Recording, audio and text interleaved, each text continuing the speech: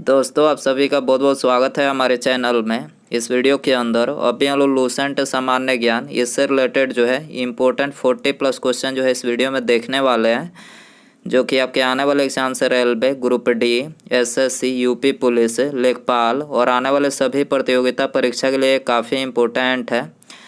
तो दोस्तों आप इस वीडियो को बहुत ध्यान से लास्ट तक देखिए। चैनल पर नया है तो चैनल को सब्सक्राइब कर बेल आइकन यानी जो घंटी का निशान है इसे ज़रूर से ऑन कर दें, ठीक है। और ये टोटल जो 40+ क्वेश्चन है, आप इनमें से कितने क्वेश्चन जो है सही कर पाते हैं, अपना स्कोर जो है कमेंट बॉक्स में ज़रूर बताएं। तो चलिए शुरू करते हैं। देखिए यहाँ पर हमारा पहला क्वेश्चन दिया गया है, भारतीय राष्ट्रीय कांग्रेस के हरिपुरा अधिवेशन की अध्यक्षता निम्नलिखित में से किसने की थी। तो देखिए भारतीय राष्ट्रीय कांग्रेस के हरिपुरा अधिवेशन की बात करें तो ये 1938 में हुआ था और इसकी अध्यक्षता जो है ये सुभाष चंद्र बोस ने किया था, ठीक है। करेक्ट आंसर सी हो जाएगा। इसके अलावा यदि हम बात करें चित्तरंजन दास की, तो चित्तरंजन दास ने भारतीय राष्ट्रीय कांग्रेस के 1922 में जो गया अधिवेशन हुआ था इसकी अध्यक्षता किया था। दादा भाई नौरोजी की बात करें तो दादा भाई नौरोजी ने भारतीय राष्ट्रीय कांग्रेस के दूसरे अधिवेशन जो कि 1886 में हुआ था, 1886 में हुआ था, और 22वां अधिवेशन जो कि कोलकाता में 1906 में हुआ था, 1906 में इन दोनों अधिवेशन की अध्यक्षता जो है ये दादा भाई नौरोजी ने किया था। जवाहरलाल नेहरू की बात करें तो जवाहरलाल नेहरू ने लाहौर अधिवेशन 1929 की अध्यक्षता की थी, ठीक है, आपको याद रखना है। इसके अलावा भारतीय राष्ट्रीय कांग्रेस से रिलेटेड जो क्वेश्चन एग्जाम में पूछे जाते हैं वो यहाँ पर हमने लिख रखे हैं।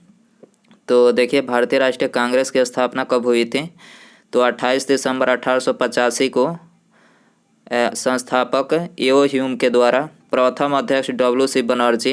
भारतीय राष्ट्रीय कांग्रेस की स्थापना स्थान मतलब कहाँ पर इसकी स्थापना हुई थी, तो बम्बे के गोकुलदास तेजपाल संस्कृत कॉलेज भवन में, ठीक है। भारतीय राष्ट्रीय कांग्रेस की स्थापना किस स्थान पर हुई थी, तो बम्बे के गोकुलदास तेजपाल संस्कृत कॉलेज भवन में हुई थी, आपको याद रखना है। भारतीय राष्ट्रीय कांग्रेस की स्थापना हुई उस समय तत्कालीन गवर्नर कौन थे, तो लॉर्ड डफरिन, ठीक है। भारतीय राष्ट्रीय कांग्रेस की स्थापना हुई तो उस समय तत्कालीन गवर्नर कौन थे, लॉर्ड डफरिन थे। कांग्रेस को भारतीय राष्ट्रीय कांग्रेस नाम किसने दिया, दादा भाई नौरोजी ने दिया। भारतीय राष्ट्रीय कांग्रेस के प्रथम अध्यक्ष ब्योमेश चंद्र बनर्जी, ये तो हमने अभी बताया कि WC बनर्जी भारतीय राष्ट्रीय कांग्रेस के प्रथम अध्यक्ष थे। भारतीय राष्ट्रीय कांग्रेस की प्रथम महिला अध्यक्ष श्री एनी बेसेंट, ठीक है, प्रथम महिला अध्यक्ष एनी बेसेंट थी, ठीक है। और भारतीय पूछा जाए कि प्रथम भारतीय महिला अध्यक्ष भारतीय राष्ट्रीय कांग्रेस की, तो सरोजनी नायडू। इन दोनों में आपको कंफ्यूज नहीं होना है। भारतीय राष्ट्रीय कांग्रेस का प्रथम मुस्लिम अध्यक्ष कौन था, तो बदरुद्दीन तैयब जी मुस्लिम अध्यक्ष थे, प्रथम मुस्लिम अध्यक्ष थे। भारतीय राष्ट्रीय कांग्रेस के प्रथम गैर हिंदू अध्यक्ष दादा भाई नौरोजी, प्रथम गैर हिंदू अध्यक्ष थे। भारतीय राष्ट्रीय कांग्रेस के प्रथम अंग्रेज अध्यक्ष जॉर्ज यूले। गांधी जी ने भारतीय राष्ट्रीय कांग्रेस की अध्यक्षता कब की थी, तो ये बेलगांव अधिवेशन भारतीय राष्ट्रीय कांग्रेस को 1924 में किया था। नेताजी सुभाष चंद्र बोस द्वारा भारतीय राष्ट्रीय कांग्रेस की अध्यक्षता कब की गई, तो सुभाष चंद्र बोस ने 1938 के हरिपुरा तथा 1939 के त्रिपुरी अधिवेशन में जो है नेताजी सुभाष चंद्र बोस ने अध्यक्षता किया था। भारतीय राष्ट्रीय कांग्रेस में प्रथम फूट कब पड़ी थी, तो 1907 के सूरत अधिवेशन में पड़ी थी। स्वतंत्रता के समय कांग्रेस का अध्यक्ष कौन था, JB कृपलानी। स्वतंत्रता के समय कांग्रेस का अध्यक्ष कौन था, JB कृपलानी। भारतीय राष्ट्रीय कांग्रेस के सबसे कम उम्र का अध्यक्ष अबुल कलाम आज़ाद, सबसे कम उम्र के अध्यक्ष थे अबुल कलाम आज़ाद। कांग्रेस का पहली बार गांव में सत्र कब हुआ, तो फैजपुर अधिवेशन 1937 में हुआ, ठीक है। आपको ये सारी बातें याद रखनी एग्जाम के लिए काफ़ी इंपॉर्टेंट है। क्वेश्चन नंबर 2 है, निम्नलिखित में से कौन सा एक सुमेलित नहीं है, तो देखिए यहाँ पर चौथा जो दिया गया है जुलू जनजाति जो है उड़ीसा की नहीं है। जुलू कहाँ के निवासी हैं, तो दक्षिण अफ्रीका के, ठीक है। जुलू जनजाति ये दक्षिण अफ्रीका के निवासी है, बाकी ये तीनों करेक्ट हैं। शेरपा नेपाल के निवासी है, थारू उत्तराखंड के, और टोडा जो जनजाति है दक्षिण भारत के निवासी हैं, याद रखना है। पश्चिमी राजस्थान की मिट्टी में किसकी मात्रा अधिक है, पश्चिमी राजस्थान की मिट्टी में किसकी मात्रा अधिक है, तो ये कैल्शियम की मात्रा अधिक है, ठीक है। करेक्ट आंसर बी हो जाएगा। क्वेश्चन नंबर 4 है, संसार का आर्द्रतम स्थान है, संसार का आर्द्रतम स्थान कौन सा है, तो मासिन राम है, ठीक है। करेक्ट आंसर बी हो जाएगा। क्वेश्चन नंबर 5 है, बेतार संचार पृथ्वी की सतह को निम्नांकित द्वारा परिवर्तित किया जाता है। बेतार संचार पृथ्वी की सतह को निम्नांकित द्वारा परिवर्तित किया जाता है। तो ये आयन मंडल के द्वारा परिवर्तित किया जाता है। करेक्ट आंसर सी हो जाएगा क्वेश्चन नंबर। इसके अलावा वायुमंडल से रिलेटेड जो क्वेश्चन एग्जाम में पूछे जाते हैं वो यहाँ पर हमने लिख रखे हैं। पहला दिया गया है, वायुमंडल में सबसे अधिक कौन सी गैस पाई जाती है? तो वायुमंडल में सबसे गैस नाइट्रोजन सबसे अधिक 78% पाई जाती है। वायुमंडल का स्थायी तत्व क्या है? जलवाष्प वायुमंडल का स्थायी तत्व है। पृथ्वी का वायुमंडल किसके द्वारा गर्म होता है? तो विकिरण के द्वारा पृथ्वी का वायुमंडल गर्म होता है। वायुमंडल में कौन सी अक्रिय गैस सबसे अधिक है? तो आर्गन जो है सबसे अधिक है। कौन सी गैस ग्रीन हाउस प्रभाव के लिए उत्तरदायी है? तो कार्बन डाइऑक्साइड यानी CO2 जो गैस है ये ग्रीन हाउस प्रभाव के लिए जो है उत्तरदायी है। सूर्य की तीव्र किरणों से झुलसने में कौन सी गैस हमारी रक्षा करती है? सूर्य की तीव्र किरणों से झुलसने में कौन सी गैस हमारी रक्षा करती है? तो ओजोन जो है रक्षा करती है। भूपृष्ठ से परिवर्तित और रक्त विकिरण के अवशोषण द्वारा भूवायुमंडल में तापन वृद्धि की क्रिया को क्या कहते हैं? तो ग्रीन हाउस प्रभाव। ठीक है, भूपृष्ठ से परिवर्तित और रक्त विकिरण के अवशोषण द्वारा भूवायुमंडल में तापमान वृद्धि की क्रिया को क्या कहते हैं? तो ग्रीन हाउस प्रभाव कहते हैं। क्षोभ मंडल की धरातल से औसत ऊंचाई कितनी है? 14 किलोमीटर। क्षोभ मंडल की धरातल से औसत ऊंचाई कितनी है? 14 किलोमीटर है। किस मंडल को संवहन मंडल भी कहा जाता है? किस मंडल को संवहन मंडल भी कहा जाता है? क्षोभ मंडल को कहा जाता है। पृथ्वी के वायुमंडल का सबसे अधिक घनत्व कहाँ होता है? क्षोभ मंडल में होता है। वायुमंडल में दैनिक मौसम परिवर्तन किसके कारण होता है? क्षोभ मंडल के कारण होता है। वायुमंडल में दैनिक मौसम परिवर्तन किसके कारण होता है? क्षोभ मंडल के कारण होता है। ओजोन परत कहाँ स्थित है? समताप मंडल में। ओजोन परत कहाँ है? समताप मंडल में है। समताप मंडल में ओजोन परत का क्या कार्य है? तो इसका कार्य है भूतल पर पराबैंगनी विकिरण को रोकना। ठीक है, समताप मंडल में ओजोन परत का क्या कार्य है? तो भूतल पर मतलब सूर्य से आने वाली जितने भी पराबैंगनी किरणें होती है उसको धरातल पर आने से रोकना इसका कार्य है। दीर्घ रेडियो तरंग पृथ्वी के किस भाग में परिवर्तित होती है? तो पृथ्वी के आयन मंडल में परिवर्तित होती है। वायुमंडल में कौन सा रसायन ओजोन स्तर के अवक्षय का कारण है? तो क्लोरोफ्लोरोकार्बन यानी CFC गैस कारण है। वायुमंडल के किस भाग में जलवाष्प की मात्रा का 90% भाग विद्यमान रहता है? तो क्षोभ मंडल में। वायुमंडल के किस भाग में जलवाष्प की मात्रा का 90% भाग विद्यमान रहता है? क्षोभ मंडल में रहता है। वायुमंडल का कौन सा भाग रसायन मंडल का एक भाग है? तो ओजोन मंडल। वायुमंडल का कौन सा भाग रसायन मंडल का एक भाग है? तो ओजोन मंडल है। हवाई जहाज उड़ने के लिए कौन सा मंडल उपयुक्त है? तो समताप मंडल। हवाई जहाज उड़ने के लिए कौन सा मंडल उपयुक्त है? तो समताप मंडल। ठीक है, वायुमंडल की निचली परत क्या कहलाती है? क्षोभ मंडल। ठीक है, वायुमंडल की जो निचली परत है उसको क्या बोला जाता है? क्षोभ मंडल बोला जाता है। ठीक है, अगला क्वेश्चन है, निम्नलिखित में से कौन सा बांध नर्मदा पर नहीं है? तो बाण सागर जो है नर्मदा पर नहीं है। नर्मदा पर नहीं है बाण सागर। ठीक है, बाण सागर नर्मदा पर नहीं है। आंसर हो जाएगा डी। बाण सागर की बात करें तो ये सोन नदी पर है। याद रखना है आपको, सोन नदी पर है बाण सागर। निम्नलिखित में से कौन सा स्रोत अमेरिका के संविधान से नहीं लिया गया है? तो करेक्ट आंसर डी हो जाएगा। ये एकल नागरिकता जो है अमेरिका के संविधान से नहीं लिया गया है। बाकी ये तीनों मूल अधिकार, उपराष्ट्रपति का पद, राष्ट्रपति पर महाभियोग, ये तीनों अधिकार जो है ये अमेरिका से लिया गया है भारतीय संविधान में। एकल नागरिकता की बात करें तो एकल नागरिकता जो है ये ब्रिटेन के संविधान से लिया गया है। भारतीय संविधान में एकल नागरिकता ब्रिटेन के संविधान से लिया गया है। क्वेश्चन नंबर 8 है, संसार का सर्वाधिक जनसंख्या घनत्व वाला मरुस्थल है? तो सर्वाधिक जनसंख्या घनत्व वाला मरुस्थल है थार। ठीक है, थार जो है सर्वाधिक जनसंख्या घनत्व वाला मरुस्थल है। करेक्ट आंसर सी हो जाएगा। इसके अलावा विश्व के कुछ मरुस्थलों से संबंधित प्रश्न यहाँ पर हमने लिख रखे हैं जो एग्जाम में बार बार पूछे जाते हैं। तो देखिए, पहला दिया गया है, संसार का सबसे बड़ा मरुस्थल कौन सा है? तो सहारा। ठीक है, सहारा जो है संसार का सबसे बड़ा मरुस्थल है। नूबियन मरुभूमि कहाँ स्थित है? सूडान में है। कालाहारी मरुस्थल किस देश में स्थित है?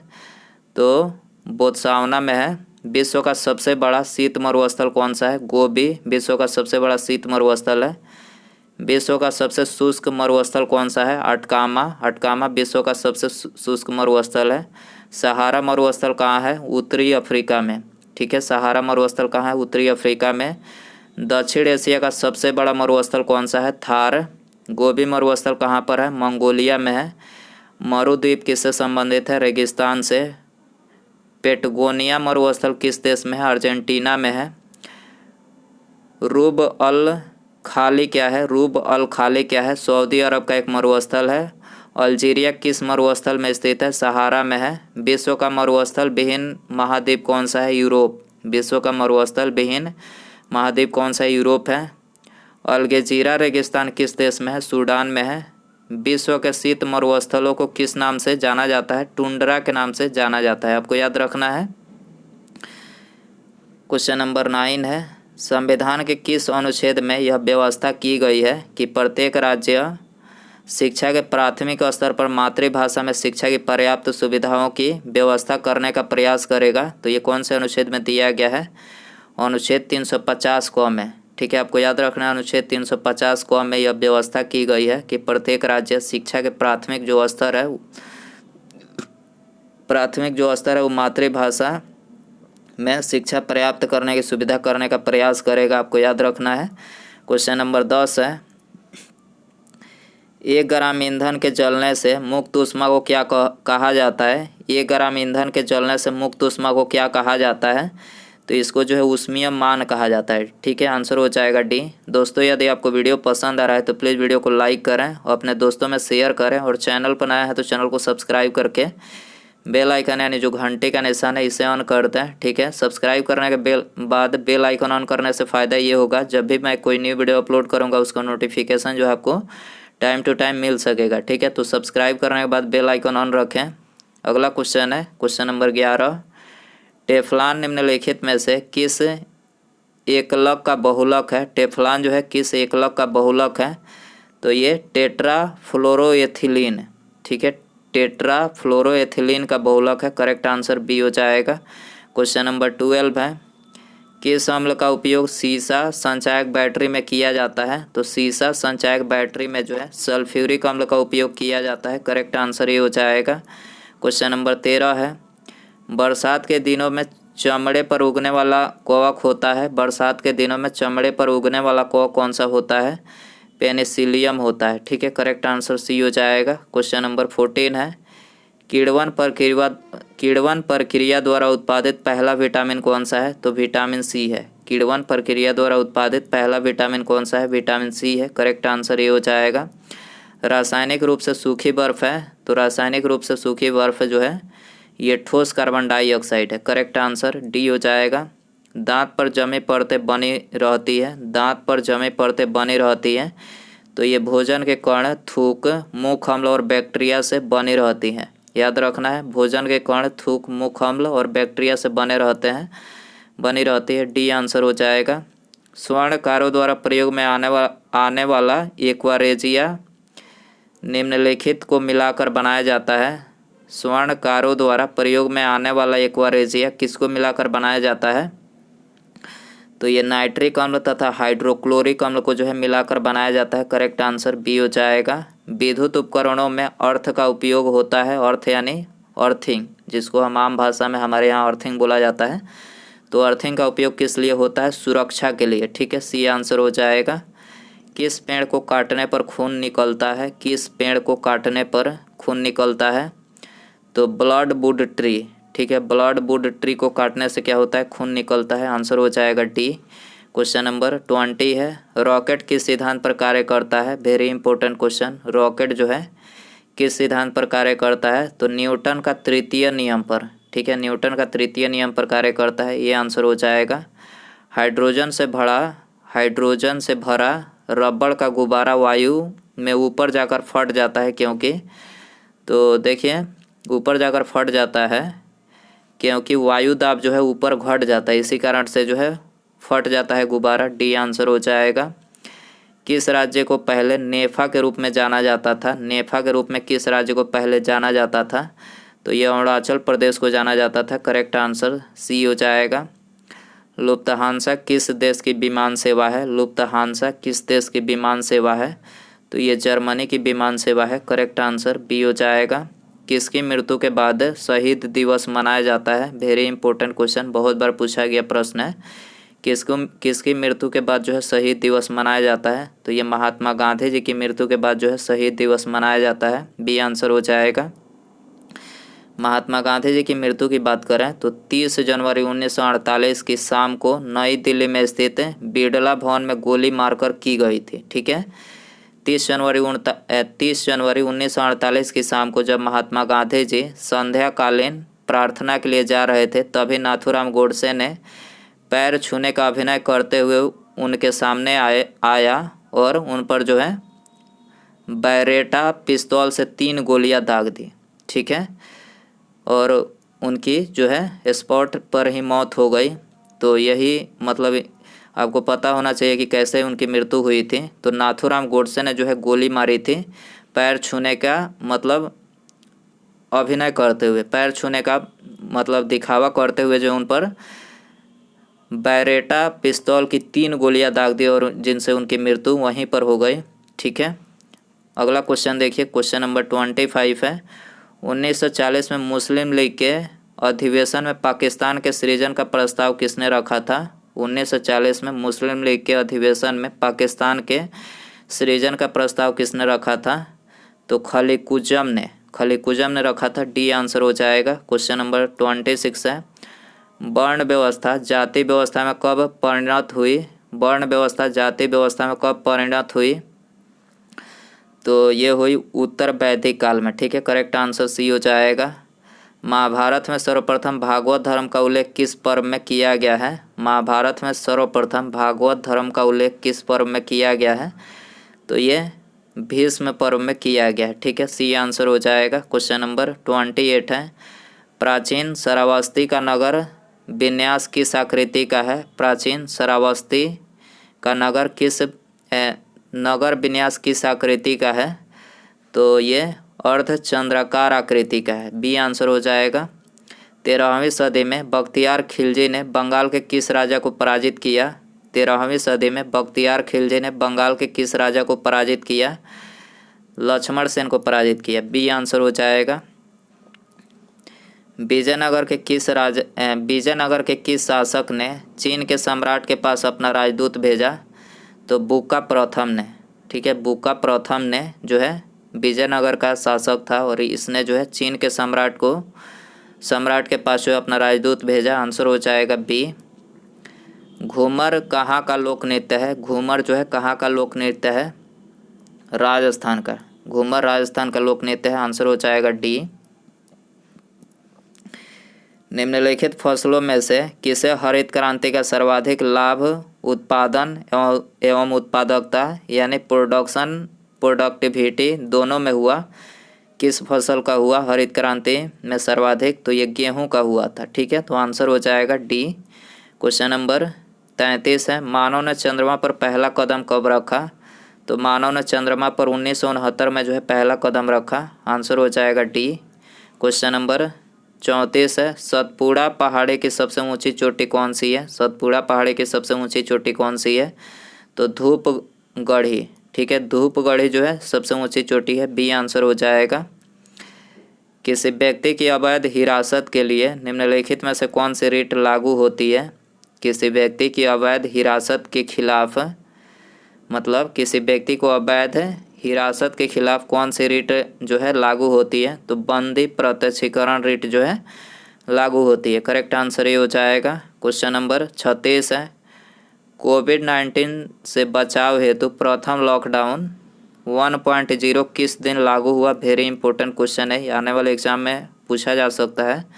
तो कोविड-19 से बचाव हेतु जो प्रथम लॉकडाउन 1.0 लगा था, तो कब लगा था ये आपको बताना है कि आपको पता है इसका आंसर।